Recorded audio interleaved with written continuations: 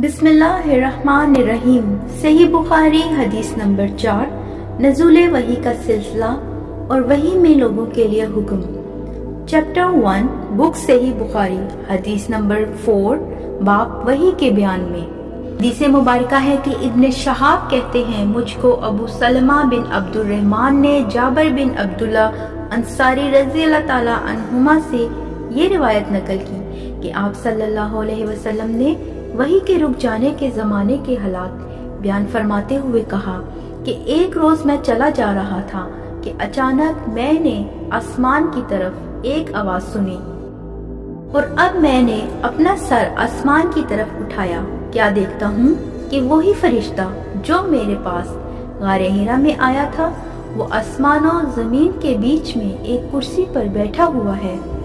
मैं इससे डर गया और घर आने पर मैंने फिर कंबल ओढ़ने की ख्वाहिश जाहिर की।